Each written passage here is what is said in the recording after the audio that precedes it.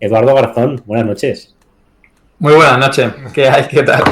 ¿Qué tal, compañero? ¿Cómo vas? Pues bien, aquí dando la batalla una vez más. Una vez más, ¿eh? Un día más, un día menos. Aquí estamos. Haciendo crossover. El crossover definitivo. Bueno, nada, ya sabéis que aquí, bueno, os traemos gente, muchas veces la gente poco conocida, ¿no? Que hace la presentación y demás. No es el caso de Eduardo, ¿vale? Eduardo es una persona bastante conocida y además también bastante conocida por nuestra comunidad, ¿no?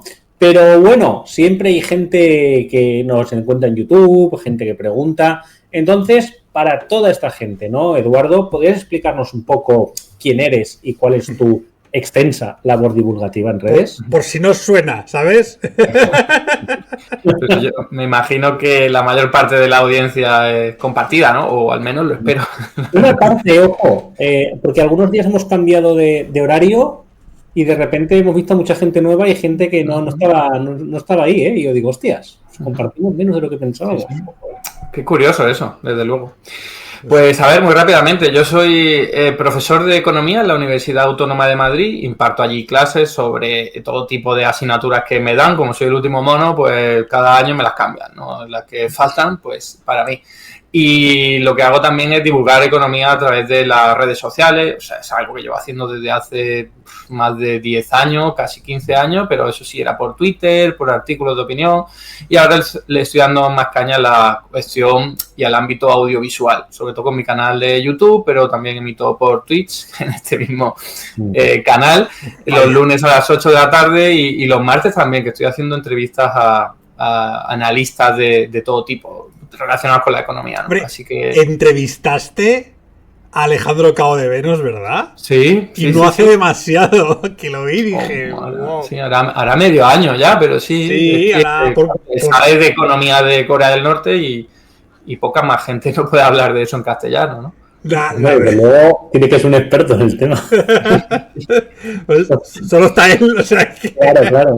Eso sí que es buscar el nicho, ¿eh? Voy a especializarme de economía de Corea del Norte en castellano.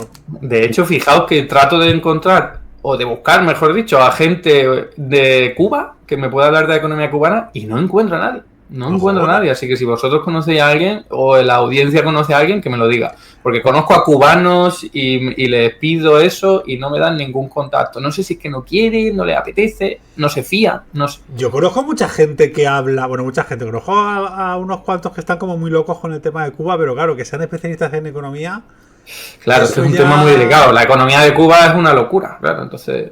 Claro. Hostia, pues hombre, yo creo que hay mucha gente que puede hablar de la economía de Cuba, solamente que posiblemente sin saber mucho. Ese es el problema, ¿no? Claro, eso hay un montón. Lo que queramos, ¿no? Pues bueno, hola también a toda la gente, otra vez, Remolachers, aquí estamos. Y nada, bueno, hoy vamos a traer un temita que, como veis, pues bueno, es un tema amplio, ¿no? Podemos estar aquí hablando 800 días, ¿no? Pero bueno, vamos a tratar, aunque el tema es como muy amplio, muy cajón desastre, de ciertos temitas, ¿no? Vamos a hablar mucho de qué está pasando con la economía macro en España, por qué no se está notando tanto en la micro o qué puede pasar para que haya este efecto, ¿no? Que Eduardo nos lo va a explicar. También nos va a explicar un poquito de teoría monetaria moderna, ya sabéis, el tema que gente divulga bastante y que no es tan conocido, ¿no? Para el común de los mortales y que además es muy interesante. Y después, pues bueno, también queremos hablar de, yo qué sé, de bulos, desinformaciones y algunas frases que siempre están volando por ahí, ¿no, Eduardo? Sobre la economía y que son falsísimas. Más de uno. Y esta semana hemos tenido dos importantes. Esta semana hemos tenido dos importantes, ¿no? Sí. Estamos a miércoles. Yo vi en directo una. Estaba en Twitter cuando estaba ahí el señor Espinosa con sus mierdas. Esa es la gorda. La verdad. Pues muy bien, pues de todo eso vamos a hablar, ¿no? Pero bueno, vamos a ir un poquito por orden, ¿no?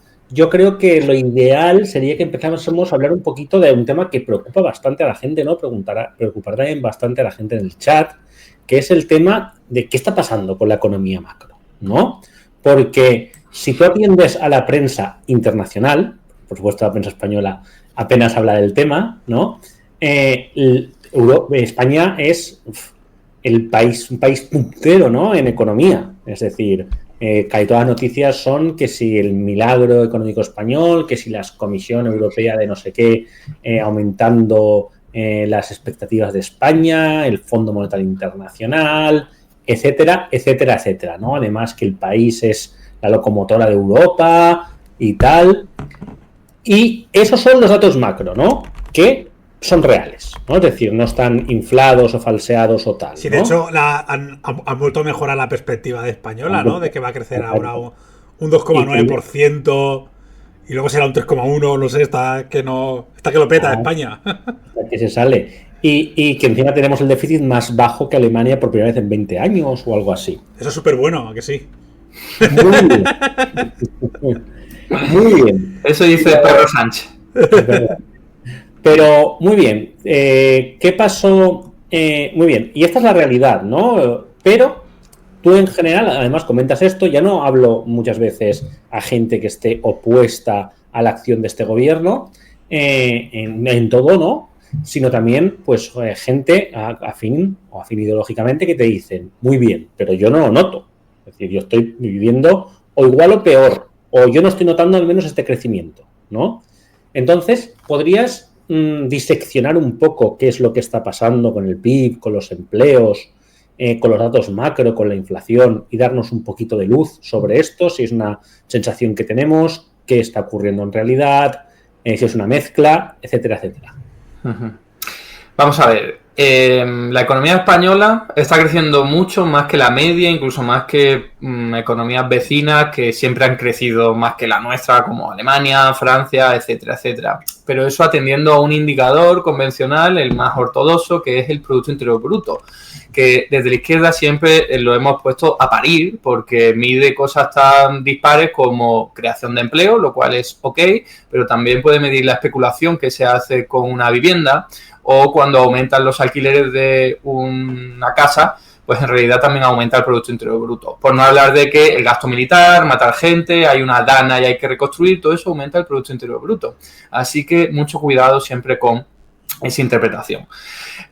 Podríamos hablar también de por qué España está creciendo tanto, y tiene bastante que ver con un rebote de la pandemia, tiene que ver también con los fondos Next Generation, tiene que ver con una política del gobierno que no ha sido austericida, no como la del Partido Popular cuando estaba gobernando, que lo que hacía era recortar, y entonces así las cosas siempre van peor, ¿no? Y también tiene que ver, creo yo, con un nicho de la economía española, que eso es algo que no había ocurrido nunca. Después de la pandemia se ha especializado en digitalización, en energía renovable, y también mucha gente está viniendo a trabajar aquí, no solo los típicos inmigrantes que siempre han estado viniendo para trabajos que requieren poca cualificación o media cualificación, sino también gente que viene con mucha alta cualificación. Lo vemos en la actividad económica que más está creciendo en los últimos años, son actividades profesionales y técnicas, estamos hablando de ingenieros también, y eso tiene que ver, creo yo, porque es muy difícil comprobarlo empíricamente, con el teletrabajo. Después de la pandemia, pues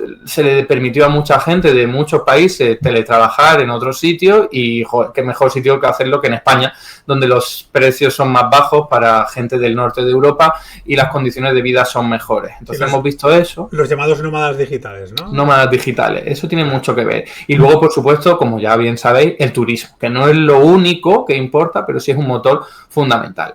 Luego, como digo, eso es un indicador, el del PIB, que está relacionado con el crecimiento del empleo, que eso es positivo, se mire como se mire, hay que bajar siempre al detalle las condiciones laborales, pero una persona que antes no trabajaba y pasa a trabajar, evidentemente mejora su situación. Claro. Entonces, hablamos de más de 2 millones de personas que en España han mejorado su situación desde que gobierna este gobierno, o al menos desde la pandemia. Hablamos de más de 2 millones de personas que han mejorado su situación, y eso es objetivo. Esa gente vive mejor ahora que antes. Lo que ocurre es que también hay un problema, como todos sabemos, que es la inflación de los precios de los productos más básicos, y luego, por otro lado, que no entra dentro del IPC, está la vivienda, ya lo sabéis, los precios y los alquileres. Entonces, hay buena parte de la población que ha mejorado su situación salarial, que son, también hablamos de casi 2 millones de personas, o sea que en total ya estamos hablando de 4 millones de personas con sus familias correspondientes, si las tienen, que han mejorado su situación, y son la parte más baja. aquellos que antes no estaban trabajando y ahora están trabajando, y también los que cobraban muy poco, porque gracias a los incrementos continuados del salario mínimo, toda esta gente tiene una situación económica mejor, al menos por ingresos, de la que tenían antes. Sin embargo, ¿qué ha pasado con el resto? Que su situación salarial ha aumentado, pero no tanto como lo han hecho los precios de los productos básicos. No de todos, pero sí vamos al detalle, vemos que algunos todavía están por encima de lo que han subido los salarios. Entonces nos encontramos con una economía o una sociedad o un mercado laboral dispar, ¿no? Hay una bifurcación entre gente que está viviendo mejor que antes y luego aquella gente que está igual o un poquito peor, no mucho peor. El problema no está tanto ahí, sino en la vivienda. Estamos hablando de que toda aquella gente que no tenga una vivienda en propiedad tiene que pasar al alquiler o a tratar de comprarse una casa con unos precios absolutamente desorbitados. Y los alquileres también están disparados. Así que toda aquella persona que no tiene una vivienda en propiedad está viviendo objetivamente bastante peor que antes, porque tiene que pagar unos alquileres tremendos que a veces son la mitad de su salario. Así que por mucho que haya aumentado su salario, si la mitad más o menos se le va a pagar el alquiler, entonces no puede vivir mejor que antes. Así que ese es el principal problema económico que tiene la economía española y desde mi punto de vista el que, si no se hace nada de aquí a 2 años, va a poner el clavo en el ataúd de este gobierno de coalición, porque de nada sirve que haya creación de empleo, que los salarios aumenten, aunque sea por la parte de abajo sobre todo, si luego la gente no le llega para vivir. La verdad es que has tocado muchos temas y muy interesantes. Antes de entrar más en la micro, yo creo que podríamos tocar algunos temas, porque, bueno, cosas que me interesan que has dicho. 1, la vivienda, ¿vale? 2, cómo se ha aumentado el PIB, porque una cosa muy llamativa, ¿no?, es que buena parte de este crecimiento tiene que ver con la llegada de migración, ¿no? Es decir, esto ha disparado también el PIB. El problema es qué tipos de trabajos se están creando, ¿no? Es decir, que aunque suman al PIB, pues en muchos casos estos trabajos están muy mal remunerados. Y el aumento del coste de la vida a mí me llama mucho la atención porque yo, y esto es una sensación subjetiva, esto es algo personal mío, sinceramente veo una diferencia muy grande. O sea, ves que veo 2 discursos muy claros. Un grupo de gente que vive bien, hablo de gente normal, no hablo de gente millonaria, de gente que vive bastante bien, es decir, que todo parece que le va, y otra gente que está viviendo muy al límite. Pero ambos no son grupos que hablemos de precariado, no son grupos que pertenecen a los estratos más humildes de la sociedad, sino a estratos que teóricamente hasta hace nada estaban como muy similares. Entonces, mi sensación es que está habiendo un aumento de la desigualdad en ciertas capas poblacionales. No sé un poquito si me puedes dar algo de luz sobre este tema y luego ya vamos entrando a los siguientes. A ver, sobre la inmigración. España siempre ha traído mano de obra con poca cualificación que se ha integrado en el sector, sobre todo hotelero y turístico, y también en el de la construcción. Sin embargo, ahora solo está ocurriendo con el de la restauración y el hotelero, pero no tanto con la construcción, y sobre todo está ocurriendo con cuidado en espacios domésticos, es decir, amas de cuidadora, básicamente, y también estamos viendo las actividades profesionales, científicas y técnicas de las que yo hablaba antes, que son inmigrantes, que también vienen de Latinoamérica. No pensemos que todos los que vienen de Latinoamérica o del norte de África, que son muchos, no tienen cualificación, sino que también viene gente del norte de Europa. Algunos de ellos son simplemente jubilados, gente con dinero, y lo que hacen es reanimar o dinamizar la actividad económica, incluyendo los alquileres y los inmuebles, como bien sabemos, pero también, como decía, gente de nómadas digitales, ¿no? Entonces, hay una panoplia amplísima. También hay que tener en cuenta que hay muchos inmigrantes que vienen y crean su negocio, ¿vale? O sea, sobre todo son pues bazares, tiendas de alimentación, tiendas para las uñas, cosmética, de comercio. Entonces, eso depende de cómo le vaya la economía, sus salarios, sus ingresos pueden ser bastante elevados. Y hay gente con relativamente baja cualificación que le está yendo muy bien. Porque, sí, como en general la actividad económica de España es boyante, gracias a todos los demás factores, pues están facturando mucho, ¿no? Y luego el otro tema que habías dicho de la bifurcación o la economía dual, yo estoy segurísimo que es por la vivienda. O sea, gente que no tenga que pagar un alquiler, vive mucho mejor como yo tengo la fortuna de no tener que pagar un alquiler y yo no me quejo de los precios que hay ahí fuera en los productos. Me encantaría que fueran más baratos, pero como con mi salario me da para ello. Yo vivo mejor que antes del año 2020. Sin embargo, tengo conocidos muy cercanos que como tienen que pagar un alquiler y está absolutamente disparatado, pues al final viven peor. Pero yo creo que la diferencia es esa, no tanto por las cuestiones salariales, que todavía hay bastante que mejorar ahí, porque sabemos que los precios aumentaron mucho más que los salarios y todavía en muchos ámbitos no se han recuperado por completo. Y ya hago un llamamiento a la gente que reivindique sus mejoras salariales, porque quien no llora no mama. Y yo tengo mucha gente cercana que últimamente están pidiendo aumentos salariales y se lo están dando, porque ahora hay posibilidades para hacerlo. Claro, yo lo que estoy viendo es que España, después de la crisis de 2008, ha diversificado mucho mejor su economía, porque claro, ya no puedes depender del ladrillo, aunque ahora está volviendo un poco. Y entonces sí que es verdad que hay sectores tecnológicos y otro tipo de sectores, ¿no?, que están despuntando en España, que es lo que siempre hemos pedido. Ya se está haciendo, ya parece que va mejor, parece que se invierte mejor, parece que hay un poquito más de cabeza, parece, al menos a priori. Y eso ha hecho pues que España pueda despuntar en lo que siempre debería haber despuntado, aunque queda un largo recorrido. Creo que hace falta, por ejemplo, mucho más servicios públicos. Bueno, hace falta muchísimo más. Pero el problema es que España tiene como unos problemas estructurales que ha tenido toda la puta vida, que uno es el tema del paro, que por mucho que baje, como siempre lo hemos tenido altísimo, pues hace falta todavía ahondar mucho más en reformas económicas de calado, ¿verdad? Aunque se supone que estamos en ello.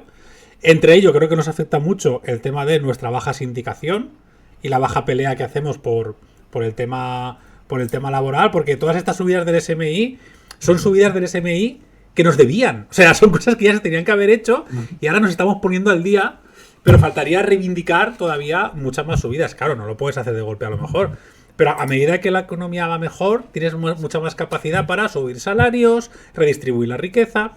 Y luego el tema de la propiedad.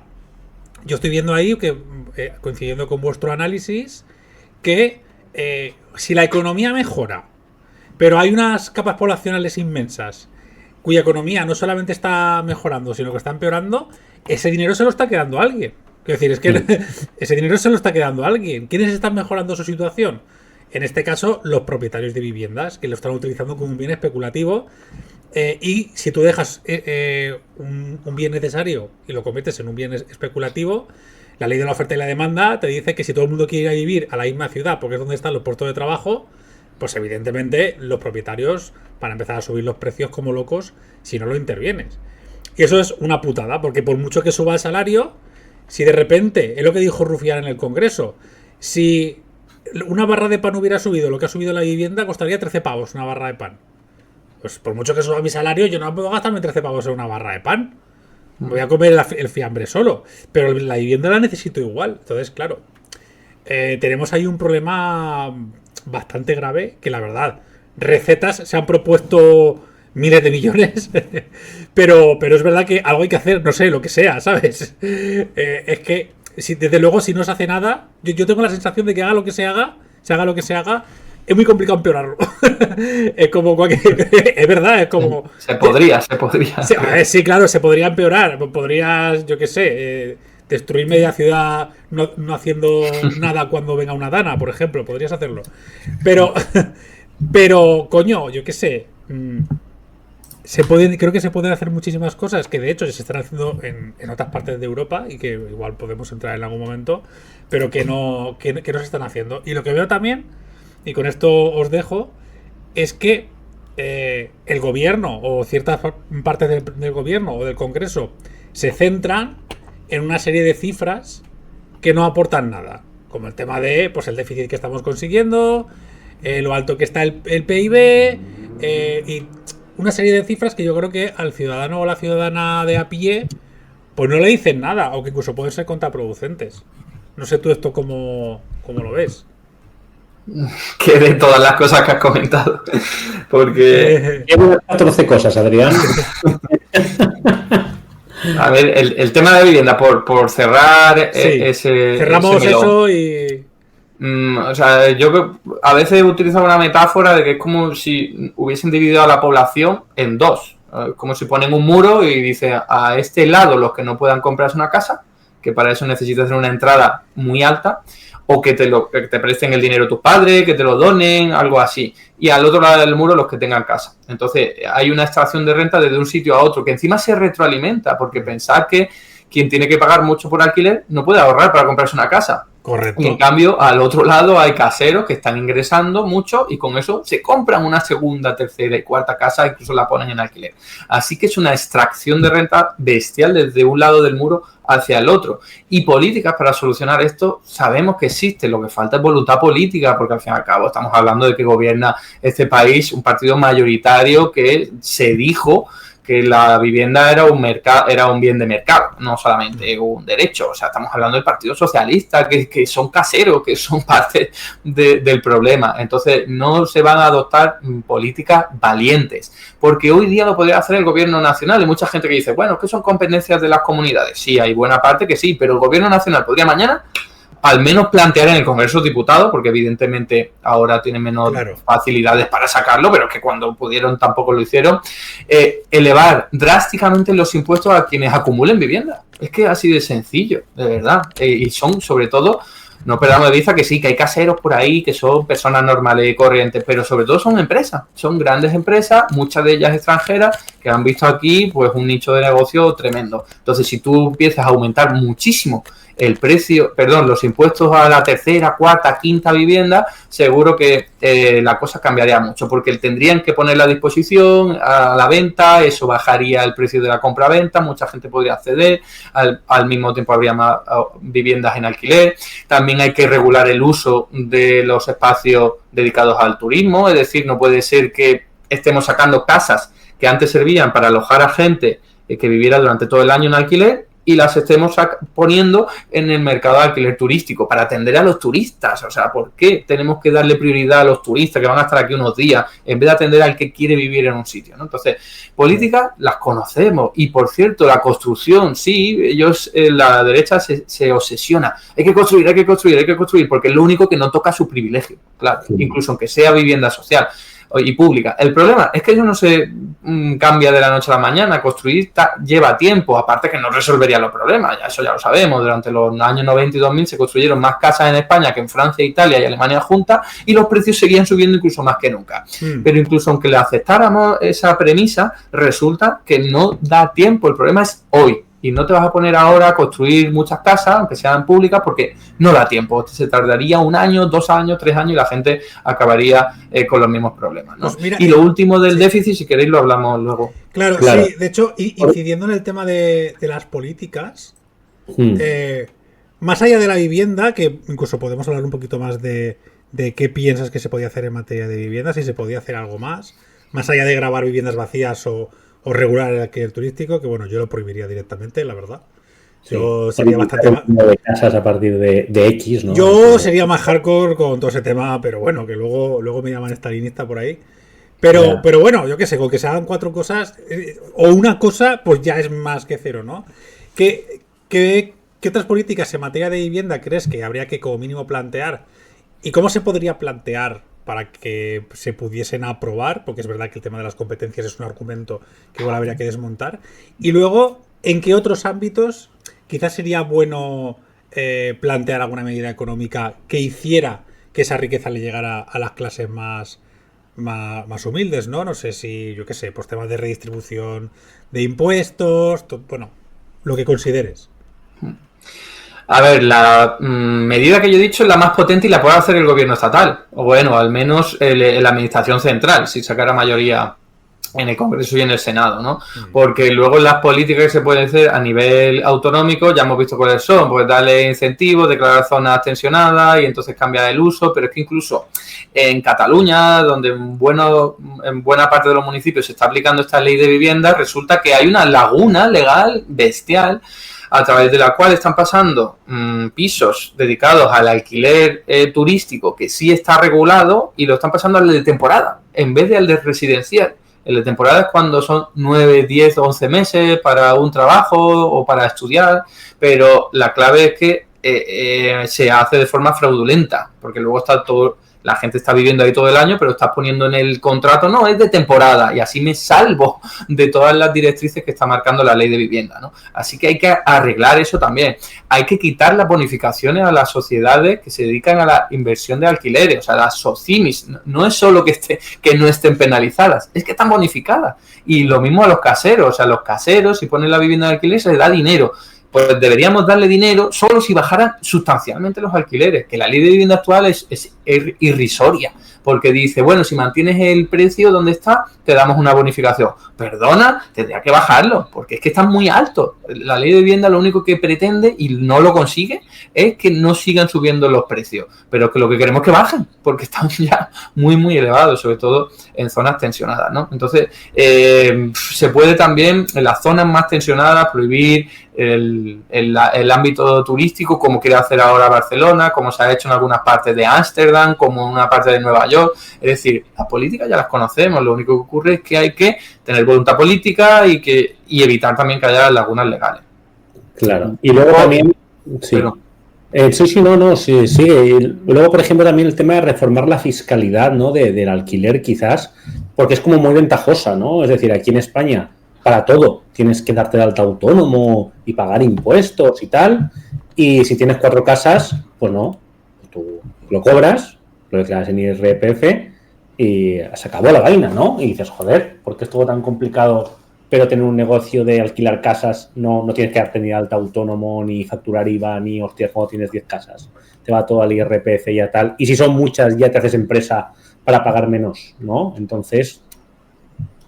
Es la tradición en España que ha sido fomentar el negocio inmobiliario, porque los gobernantes han estado dentro de este maldito negocio, pero es una barbaridad, porque antiguamente pues no generaba tanto desequilibrio, tantos problemas, aunque bueno, había desahucios, recuerdo, desde la crisis del año 2008 a tutiplén, pero aún así nuestra sociedad española sigue priorizando, y yo es que esto me lo he encontrado con gente que supuestamente tiene sensibilidad de izquierda. Cuando me meto con los caseros porque están obteniendo una renta sin hacer ni el huevo, porque vamos a decirlo así de claro, no hacen ni el huevo, es rentismo, ponen la mano y poco más, la gente dice, bueno, pero tienen derecho porque se han ahorrado durante toda su vida y no sé qué. Y es algo absolutamente interiorizado en la mentalidad española. Es como, es legítimo hacer negocios sin trabajar, porque sí, en verdad estás trabajando, estás poniendo una vivienda en alquiler y tal, que no se trata de demonizarlo, se trata de señalarlo como una actividad que no es justa, porque están ingresando dinero por la cara. Y si eso lo estuviésemos haciendo en una sociedad absolutamente armoniosa, pues ok,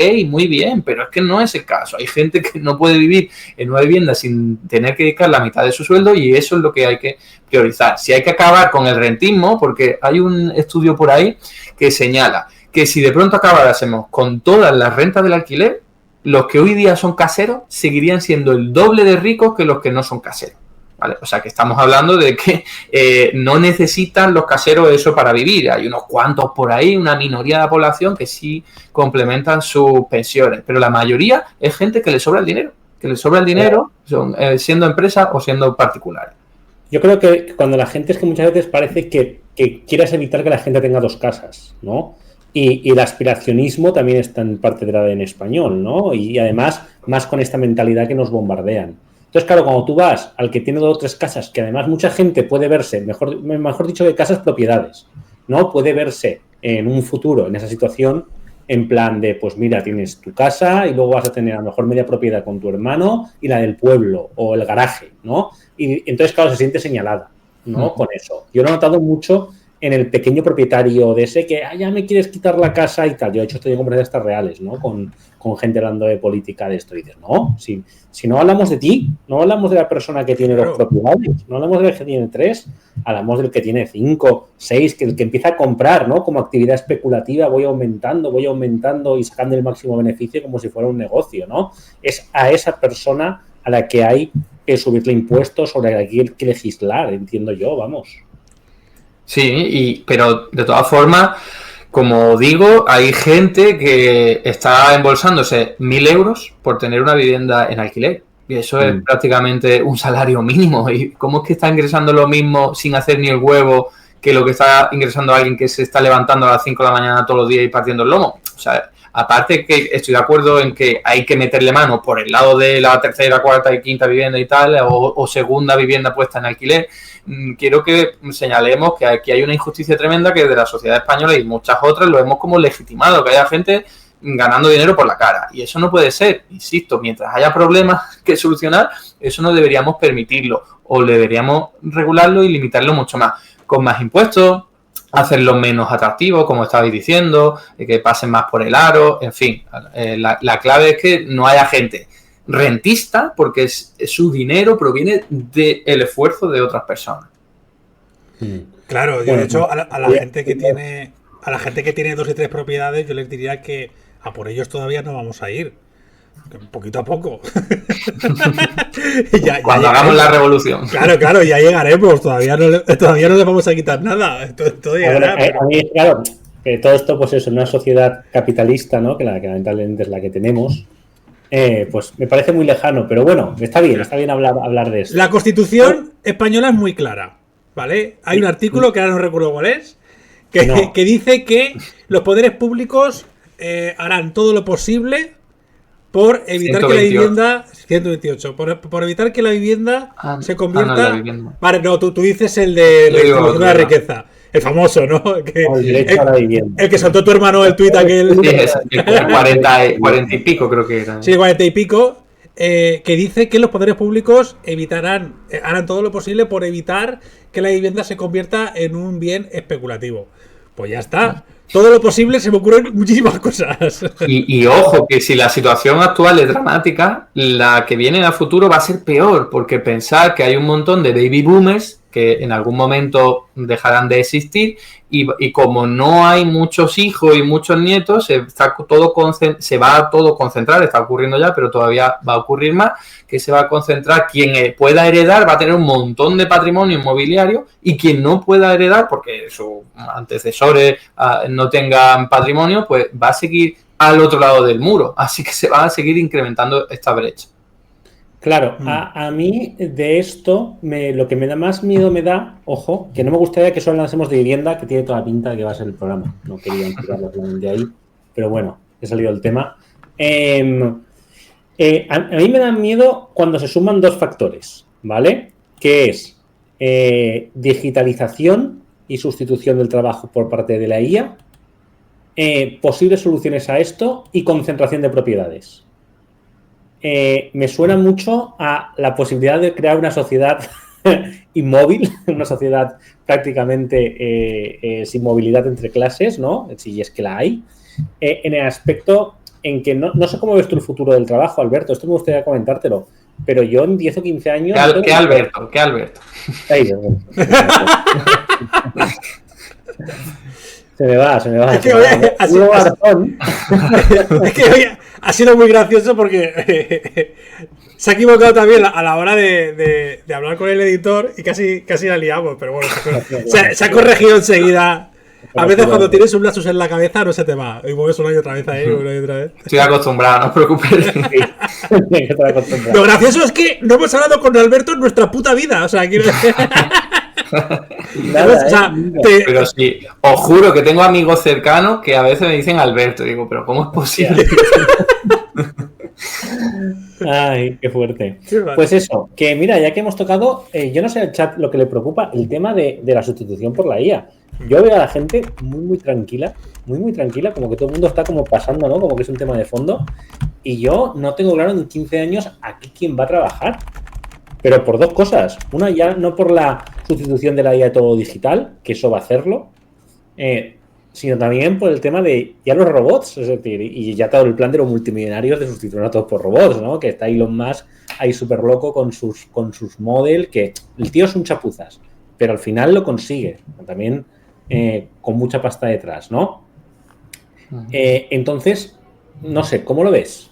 Vale. A ver, aquí es siempre muy delicado porque es hablar de cosas del futuro que no sabemos si van a ocurrir, pero si nos tenemos que basar en el pasado, yo la respuesta que doy es la de siempre.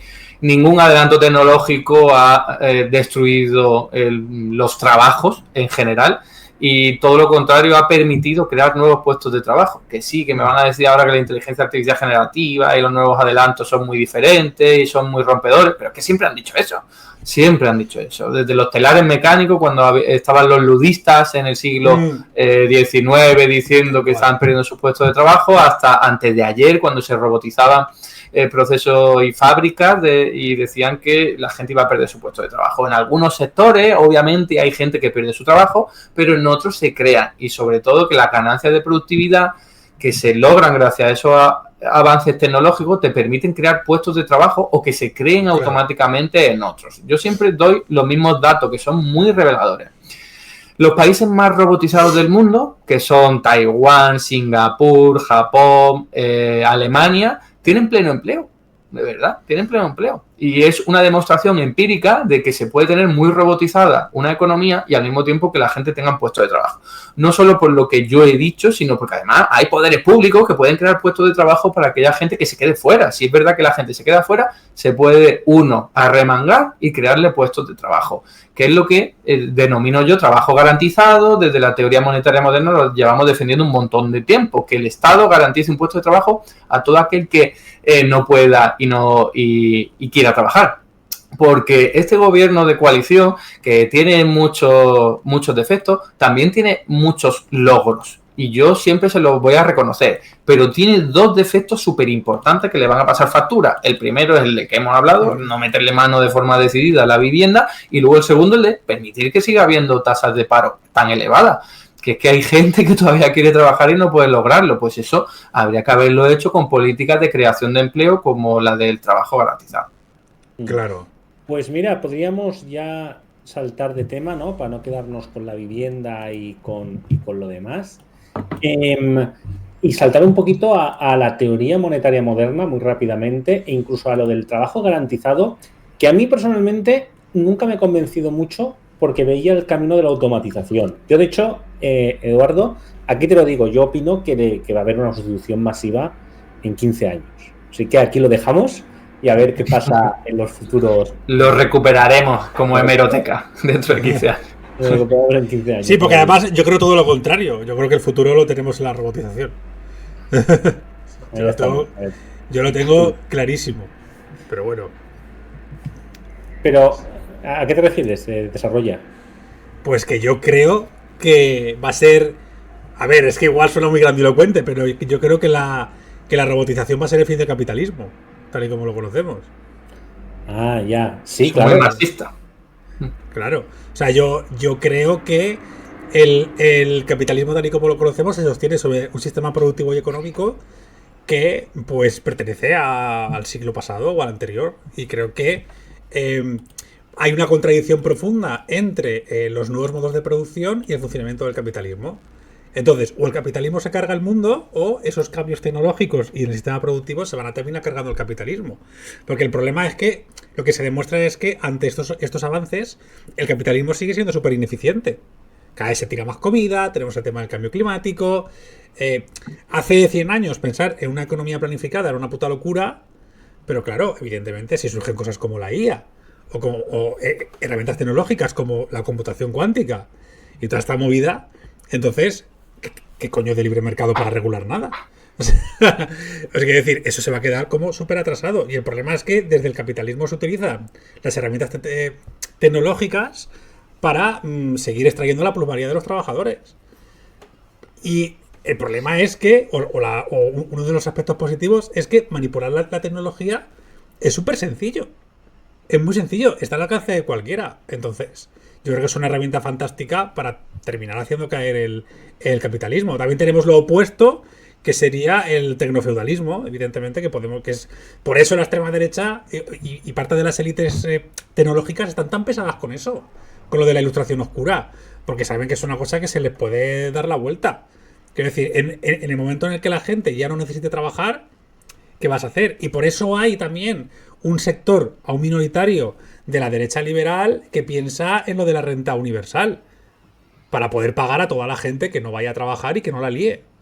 Claro. Es decir, hay mucha mierda ahí detrás y una de las herramientas que se puede utilizar para paliar eso es el tema del trabajo garantizado. Pero es que yo creo que vamos a terminar muriendo en eso. O sea, no veo otra salida. Bueno, sí, también podríamos estar sin trabajar, recibiendo rentas y que los robots lo hagan todo. Pero ahí entras con otro tipo de problemas y nos metemos allá en teoría marxista sobre el valor trabajo y tal, que igual no entra, pero desde luego se avecina un cambio y yo creo que es una gran oportunidad precisamente para lograr los objetivos que queremos. Y este es el resumen de mi visión, sin entrar mucho en... Es interesante. Yo, de hecho, concuerdo con bastantes cosas, ¿vale? Yo concuerdo con que vamos a tener que acabar una especie de renta universal o algo así, porque yo no le veo otro posible desarrollo, porque además yo creo que la sustitución van a hacerlo, o sea, va a ser muy sutil. Es que ya está pasando, ¿no? Es decir, la IA ya se está cargando ciertos puestos o está reduciendo. De hecho, muchas empresas están despidiendo a lo loco gente, que algunas se han equivocado en tener marcha atrás y otros están diciendo que no, que a la puta calle quieren ser empresas centradas en la IA. Y claro, entonces, lo primero es lo que llega a la IA y lo que ya está testeado. Y poquito a poco todo eso en todo. Mi gran problema es si fuera solo la IA nos quedaríamos en lo digital. El tema es que ya están sacando robots. Bueno, el robot este que ha salido es una puta mierda, pero bueno, es que es el primero de su generación y vale ya una risa, vale $20.000, vale que no es capaz de hacer prácticamente nada por él solo, pero ya lo hace. Entonces, no sé, en 15 años, ¿qué puede hacer? Aquí hay otra cuestión que no hemos introducido y es la cuestión ecológica. Los robots necesitan una cantidad de materiales y de recursos naturales que son muy raros y muy escasos en nuestro planeta, más allá de que por la pura ley de la entropía, la segunda ley de la termodinámica, hay un desaprovechamiento no solo de esa energía y de esos materiales a lo largo del proceso productivo, sino que en realidad sabemos que los recursos que nos permiten hoy día obtener un montón de energía eléctrica se agotan, son finitos. Entonces, no podemos físicamente convertir cada uno de los trabajos humanos en el trabajo de un robot. No se puede, no hay suficientes materiales para poder hacerlo, ni siquiera tenemos la energía suficiente para poder hacerlo. Así que a veces nos falta un poco esa dimensión ecológica para darnos cuenta de que el capitalismo, que tiene su tope en algún momento, pero que nunca se lo vemos, la ecología se lo va a poner. Eso estoy absolutamente seguro. Y lo mismo con cualquier otro tipo de formulación así, más o menos hipotética, para el futuro, como vamos a convertir todo el trabajo humano en robots. No se puede, simplemente no se puede. No, y aparte yo creo que hay trabajos... Es interesante tu teoría, Eduardo. Bueno, no es mía, es de los economistas ecológicos. Es cierto, de hecho, Shane McShane también nos habló bastante de ello, ¿no? Y también habríamos ahí de los límites de la tecnología, ¿no? Porque también es verdad que los propios capitalistas siempre están pensando que van a poder mejorar el proceso y dónde sacar la energía y que, por lo tanto, todos sus planes pues son accesibles, ¿no? A mí es que el futuro, digo, me parece un poco más oscuro porque, claro, tenemos a gente como Musk, ¿no? Con sus propias ideas tecnofeudales, que ellos quieren empujar la cosa ahí, porque al final el problema no es que hayan robots o que el trabajo se robotice, es cómo se distribuye la economía, ¿no? Cómo se distribuye la riqueza. Y mi sensación es que no va a ser para bien, ¿no? Pese a que podría ser la cosa más ideal, ¿no? Que los estados pudiesen distribuir esa riqueza o parte de esa riqueza. Me da que la cosa no va a ir por ahí, lamentablemente, pero son sensaciones. Dime, Adrián. Sí, que la cuestión ecológica, porque claro, ¿de cuántos años estamos hablando? ¿De aquí a 50? ¿De aquí a 1000? No, claro, no. Claro, porque hablando del presente. Yo hablo de un corto espacio de tiempo, yo hablo de 15 años. Vale, entonces Garzón tiene razón. Entonces la cuestión ecológica te va a limitar. Es que si hablamos de aquí a 1000 años, pues la cuestión de qué recursos materiales podemos utilizar para fabricar según qué cosas se puede volver ridículamente eficiente. Es decir, podemos llegar a un punto en que necesitemos una unidad de piedra y una de madera para hacer 1000 casas, ¿vale? Hablando en terminología de Age of Empires. Eso podría llegar a pasar. Que de hecho ya se está pensando en cómo sustituir muchos de los materiales que utilizamos. Y de hecho la tendencia es a volvernos más eficientes fabricando cosas. Entonces, quizá en un futuro muy lejano sí que podamos llegar a eso. Pero sí que es verdad que en el corto plazo hay una... Es decir, ya se habla hasta de minar meteoritos, quiero decir, para obtener... de datos en meteoritos dando vueltas y todo, pero ¿qué estás contando? Sí. Y que los pague el gobierno, eso sí. Los números que salen de los pero bueno, sí que... Aparte de eso, yo creo que hay trabajos que va a ser muy complicado o muy difícil en el corto espacio de tiempo que se automaticen. Por ejemplo, el mío. Claro, hay muchos trabajos que no, pero ojo que los artistas pensábamos que no y han sido de los primeros en caer, ¿eh? Ha sido Ya, pero fíjate, hay varios estudios ya que dicen, porque yo me he leído un montón de cuáles van a ser los últimos trabajos en resistir y demás. Y bueno, se espera que hayan trabajos que se revaloricen con el tiempo, porque lo podrá hacer un robot, pero habrá gente que quiera el trato humano porque lo eche de menos, como pasa ahora con el vinilo, que se ha puesto de moda porque sí. Eso puede llegar a pasar, es decir, que hayan camareros robots, pero nadie los quiera. Vale, eso podría pasar, por poner un ejemplo. Y uno de los trabajos que más van a resistir van a ser los que impliquen un trato humano directo, como la psicología, la medicina, etcétera. Con lo cual yo me voy a salvar. Yo sé decía ahí que el programa va a ser de vivienda, pero no, al final está siendo de robotización. Estamos yendo, vamos a hablar de todo. Se está yendo porque además no es para lo que te hemos traído, Eduardo. No venía eso. No, pero bueno. Para nada. Tenemos que hacer otro programa sobre esto porque es un tema súper interesante. Y una vez dicho esto, tampoco nos queda mucho más tiempo porque Eduardo también tiene el tiempo limitado, pero creo que me gustaría que nos hablases un poquito de la teoría monetaria moderna, la verdad, porque es un poco tu especialidad, hablas mucho de este tema. Y yo, por ejemplo, no soy un gran conocedor de la teoría monetaria moderna, ¿eh? Sí que la conozco porque leo cosas por Twitter de vez en cuando, te leo a ti, veo algún vídeo y tal, pero no es mi especialidad y no sé yo cuánta gente del chat, por ejemplo, tendría claro qué es, ¿no? Y por qué tenemos a los libertarianos tan en contra y a rayo y todas estas cosas. A ver, como es un tema muy complejo, voy a tratar de resumirlo y lo puedo vincular con esto que ha ocurrido, eso, el déficit público de Pedro Sánchez, que claro, lo puso antes de ayer.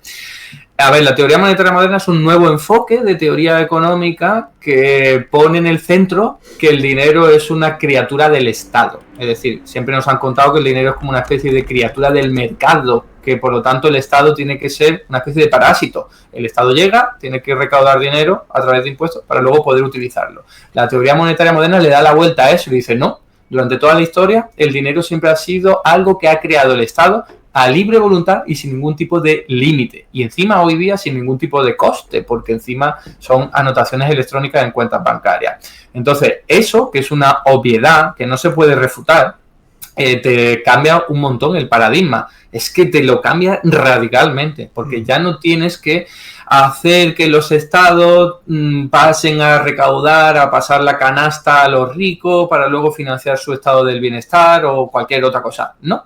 Realmente es el Estado el que tiene la iniciativa, el que puede financiar todo lo que le dé la gana, con dinero que se crea, insisto, a libre voluntad, sin límite y sin coste.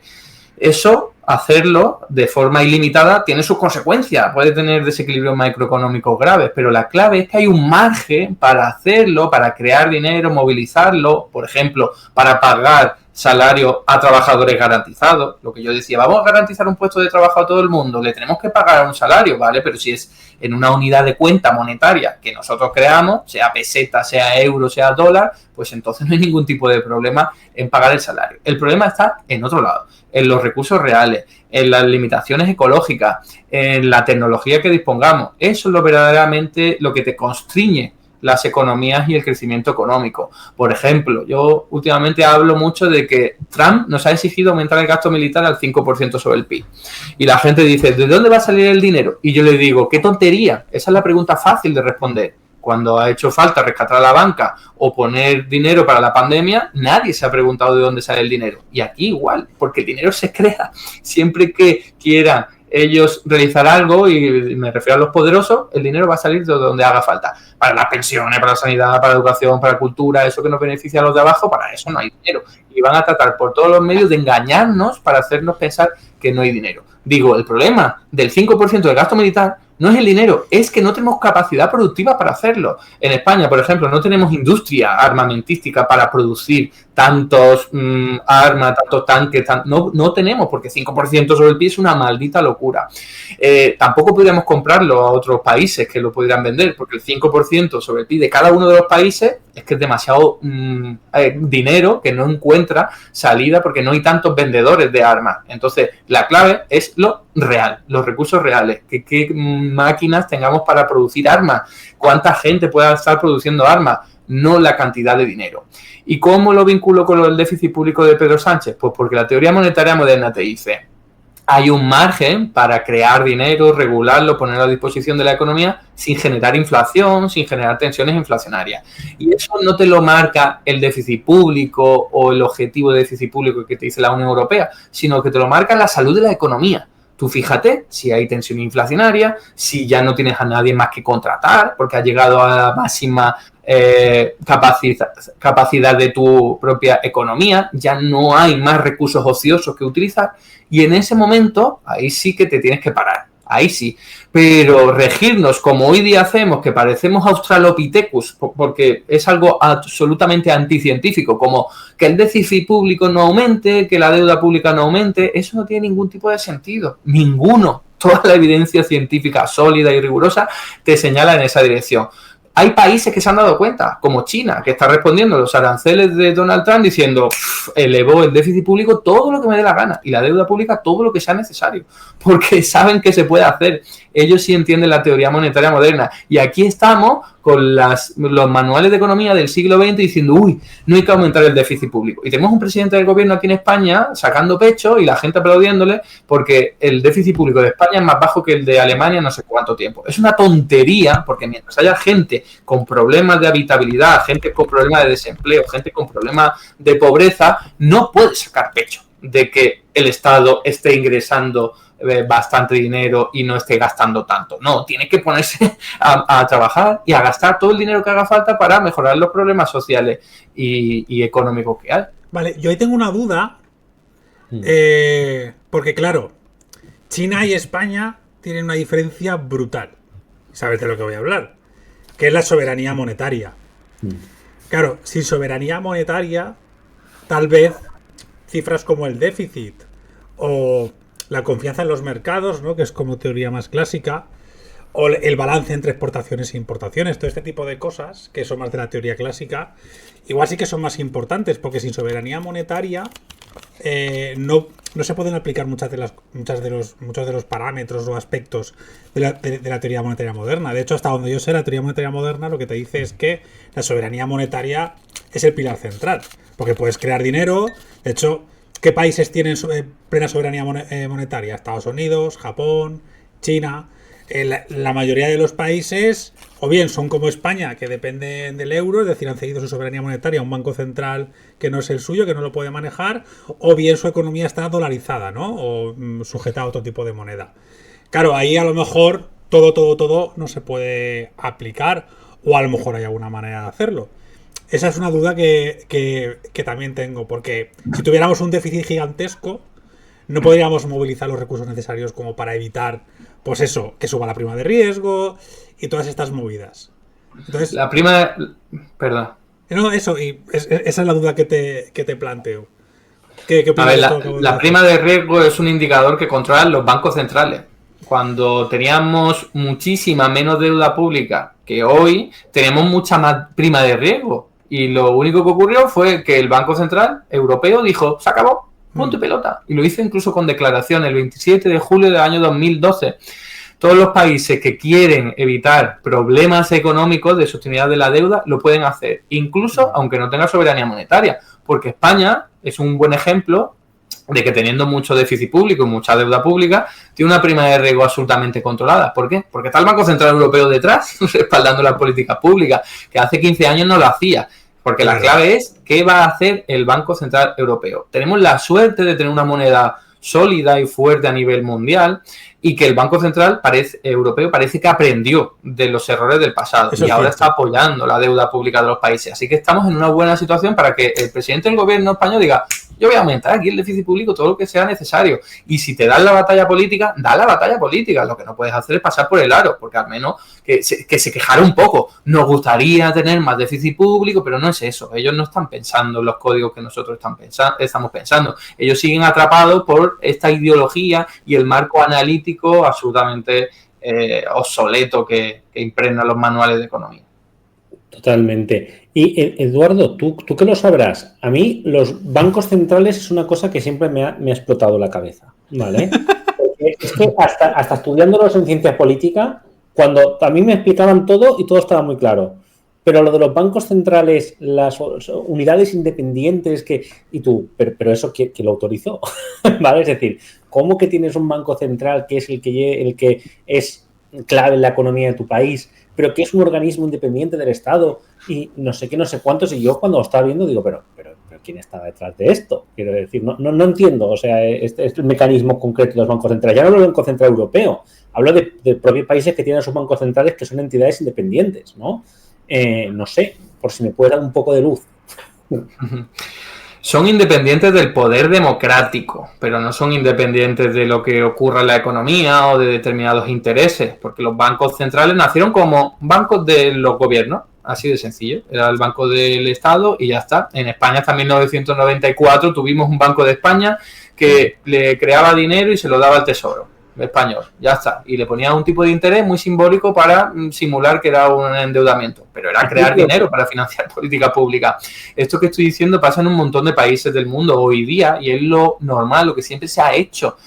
En China se hace. En China tienen un banco central que depende del Partido Comunista Chino. No es un banco central independiente que dice, venga, voy a atender a la inflación. No, esa es la excusa y el cuento que nos han contado aquí en Occidente para que el poder monetario, el poder de crear y regular el dinero, que es seguramente uno de los más importantes de todos, esté restringido a la voluntad democrática, a la voluntad del pueblo e incluso del poder político, ¿vale? Porque es simplemente algo que tienen unos cuantos tecnócratas que están pensando en sus propios negocios. ¿Qué va a hacer un presidente del Banco Central Europeo, de la Reserva Federal, si hay inflación y le está carcomiendo los intereses? ¿Eleva el tipo de interés?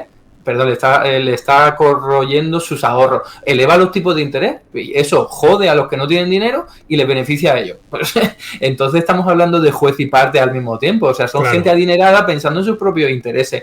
Los bancos centrales tendrían que ser simplemente una herramienta más del poder político, sujeto o no a la democracia, pero la clave es que tendría que ser una herramienta para lograr los objetivos que se dictaminen en una sociedad, no que respondan a los intereses de una minoría tecnocrática que no está mirando por el bienestar social. Claro, es que claro, todos estos bancos, bueno, también algunos son anteriores, que surgieron con la cosa esta de crear cosas independientes, de que la idea es buena de base, pero luego empiezas a ver y dices, no es tan buena porque ¿quién vigila al vigilante, ¿no? Es decir, porque esta autoridad independiente, vale, va a ser independiente del poder político, pero es súper tocha, o sea, ¿quién está detrás de eso, no? Al fin y al cabo. Entonces, y a mí, yo digo, con los bancos centrales además lo explicaban de manera muy rara. ¿Vale? Yo digo, hostias, me parecía turbio siempre. Pues bueno, por aquí, y vamos ya a ir acabando, dice Anzur, venga, voy a hacer de malo. La teoría monetaria moderna es una teoría interesante en bastantes premisas, especialmente en el gasto y la impresión como forma de fomentar la inversión, la producción y la economía general. Ahora bien, es un arma de doble filo porque si gastas mal, te comes inflación improductiva y la economía se te va fácil a la mierda. Con lo que si bien usada es muy útil, mal usada es terrible. Si bien es interesante llevarla a la práctica de forma contenida y muy moderada, debe ser de forma quirúrgica debido a los excesivos riesgos, ya que hay muchas formas de conseguir lo que fomenta la teoría monetaria moderna sin riesgos inflacionarios.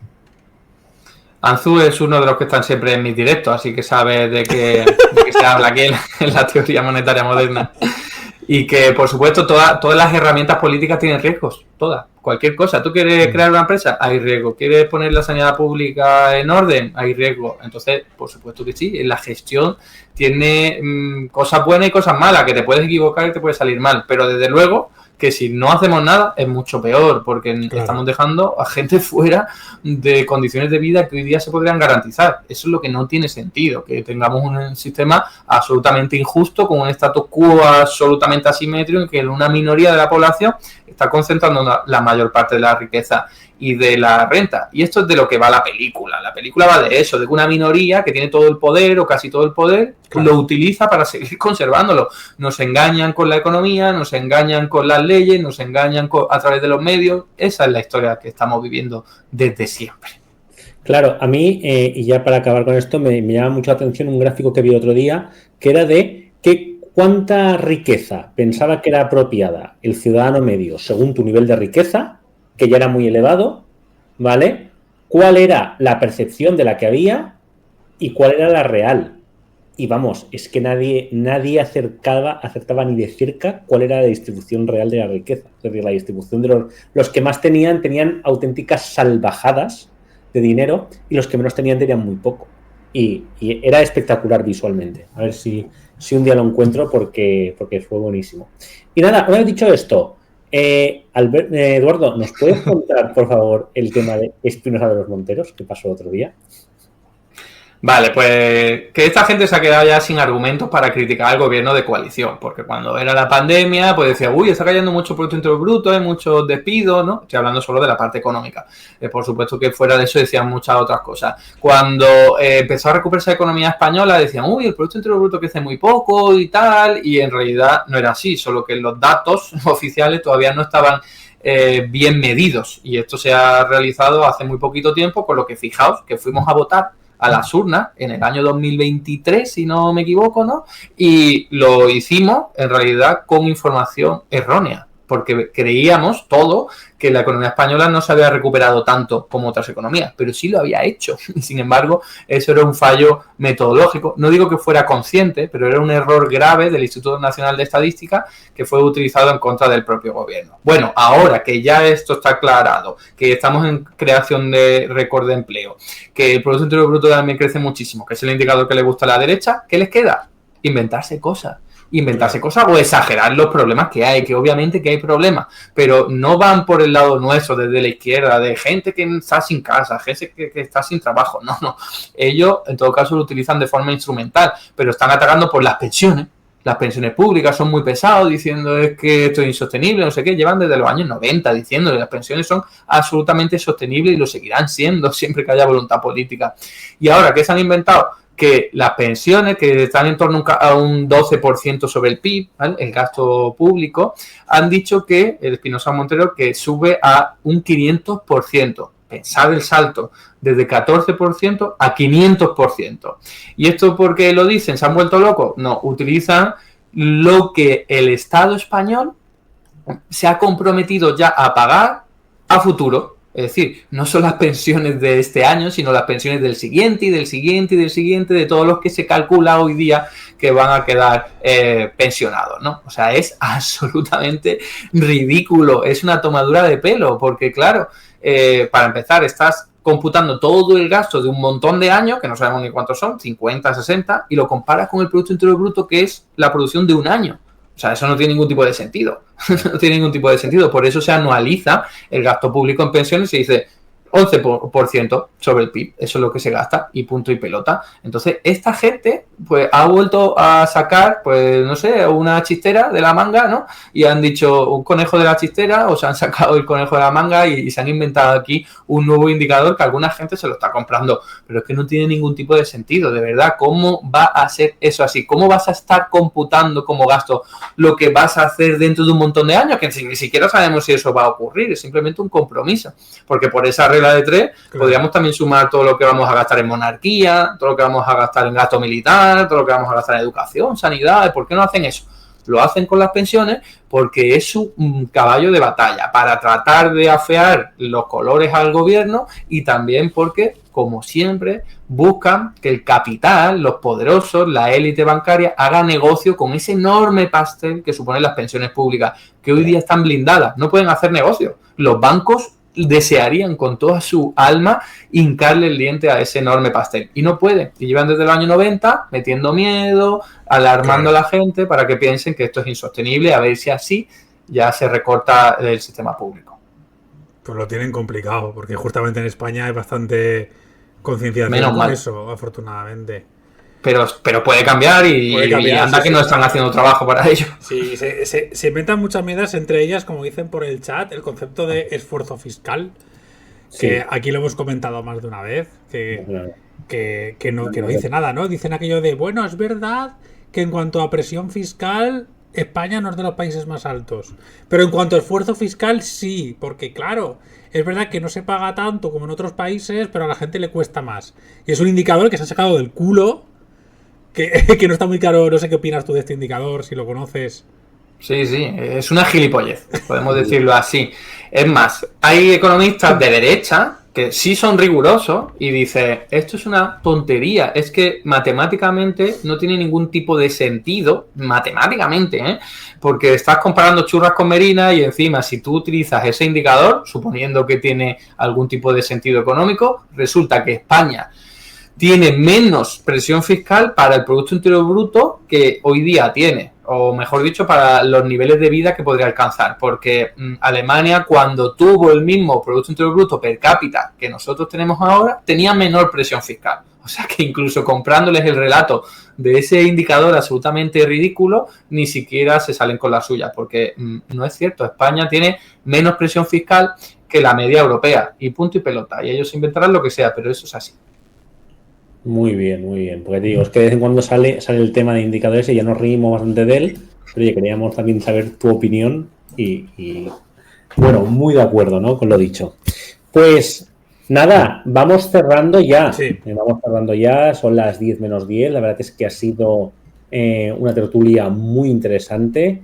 Y bueno, yo solamente quería acabar, ¿no? Un poquito con la conclusión. La conclusión de que tenemos unos números, ¿no? Un PIB, que además son números que siempre han sido utilizados por la derecha y por la extrema derecha como símbolos de que tu nación va bien, de que eso estaba en el camino correcto, ¿no? De hecho, en algunos países, cuando ha habido un estallido social y estos números estaban bien, decían, ¿pero cómo puede ser?